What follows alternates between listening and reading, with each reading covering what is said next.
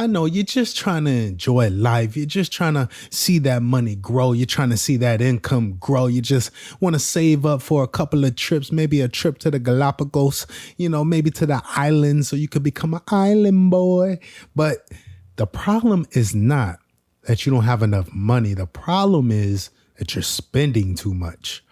And once we get a control over our expenses, we can then see our money grow. We can then get out of this broke mode. We can get out of this paycheck to paycheck mode. And it's more than just an event.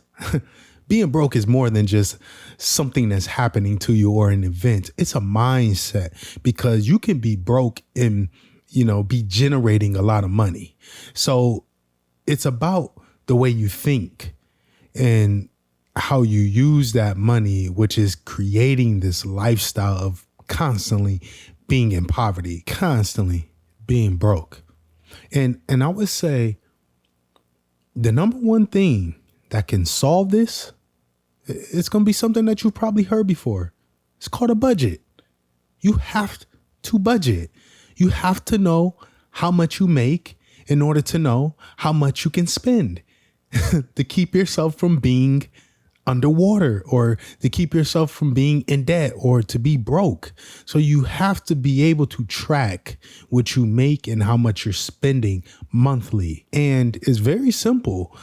I guarantee you're going to be able to increase your income when you write out a budget, because there's going to be things that you're going to realize on this list that you don't need.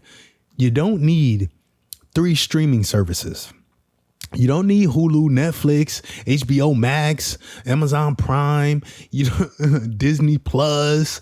You don't need all of these, Paramount. You don't need all these different streaming apps. Cut that down. And what makes it complicated or complex with streaming services, and not just streaming services, just subscriptions in general, is because they relatively don't cost that much. But that's not where you get caught slipping. Where you get caught slipping is when you have 6 or 7 of these subscriptions that don't cost that much. Then they start costing a lot. If I'm paying $10 here, $15 there, $11 here, before you know it, I'm spending probably somewhere like $70 a month. I might as well go and get a cable TV package at that point. So you need to find the things that you're spending that you can cut out. Instead of having 5 different streaming services, maybe cut that down to 2.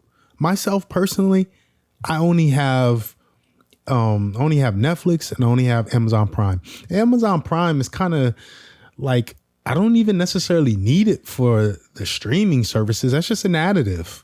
I really want my packages the next day. That's really why I'm paying that $15 or whatever it is because I want my packages, in a relatively fast time. But the movies, the shows, the streaming side of the Amazon Prime, that's just an additive. Now, Netflix, I pay. And even with Netflix, man, I heard T-Mobile. I got T-Mobile. I ain't no Verizon boy. I ain't no AT&T boy. So with T-Mobile, I heard they pay for the Netflix. So if I can get that paid and supplemented by T-Mobile, I'm going to do that. And at that point, I'll only be paying for Amazon Prime. I loved HBO Max. I used to have more when I had a partner. When you have a partner, then you can have more things because then you guys are sharing part of the cost. So you can have more flexibility. But when we broke up, them things had to go. And I love HBO Max, but it had to go. It had to go. So now I only have Amazon Prime and Netflix, and I don't even watch that much TV, man. I'm busy. I work. I'm at the gym. Like I make dinner every night. So I don't have that much time for TV and movies. I maybe would be able to watch TV wise, maybe 2 hours a day if I'm lucky. Because then I'm also in the Bible and stuff like that. So I spend an hour with the word, getting closer to God and everything. So, You're lucky if I'm even watching an hour worth of TV. I may start watching something and put it on pause, get into the Bible, and then never unpause it and end up going to sleep after, I read my word and say my prayers. So you got to see the things that you can cut out in your life. I don't have a car with any kind of note. I don't want anything with any type of notes or nothing like that where I have to pay a monthly fee. I don't want to do that. I'll save up till I have enough money to buy a car outright. And it doesn't need to be the newest 2023 vehicle. Like, I'm cool with having a vehicle that's 6 years older. I'll pay that out in cash and be cool. The only thing I'll be paying on is any type of maintenance. But other than that, I don't owe nothing every month. I just don't have to worry about that. It's one less thing I have to worry about that I'm adding to the list.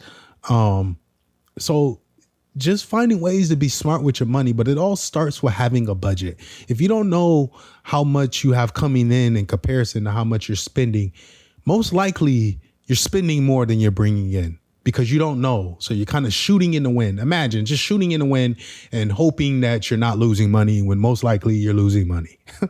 Imagine. So in order to know how much you need to live off of, you need to write those things out. So this video is short, sweet, and simple, man. It's not complex to understand how to get out of the paycheck to paycheck mode or the broke mode. Like, it's not a complicated thing. It just takes a little bit of effort and a little bit of self-discipline, and you can start to see your money grow. But I thank you guys for checking out this video, and I have more content coming on the way. I'll catch you guys in the next one. I'm out.